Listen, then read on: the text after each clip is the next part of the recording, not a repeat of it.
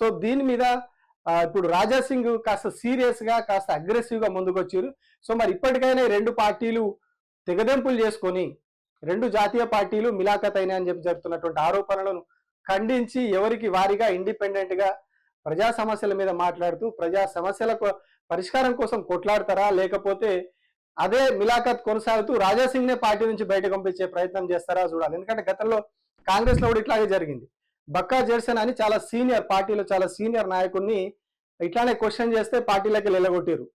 So ఆ తర్వాత కూడా ఒకరిద్దరికి నోటీసులు ఇచ్చారు ఇట్లా క్వశ్చన్ చేస్తే పార్టీ. సో ఇప్పుడు సేమ్ బీజేపీలో కూడా అదే పరిస్థితి వచ్చింది. ఎవరైతే వాళ్లకు పార్టీలో తప్పిదం జరుగుతుంది, పార్టీ లైన్ దాటి వ్యవహరిస్తున్నారని చెప్పి రెండు జాతీయ పార్టీలు ఎవరు కంప్లైంట్ చేసినా ఇప్పుడు పార్టీలోంచి బయటకు పంపిస్తున్నారు తప్పితే ఆ తప్పుని సరిదిద్దే ప్రయత్నం చేయట్లేదు. సో ఇప్పుడు రెండు పార్టీల్లో అదే జరుగుతూ ఉన్నది. ఇప్పుడు రాజాసింగ్ విషయంలో కూడా అదే జరుగుతూ ఉన్నది.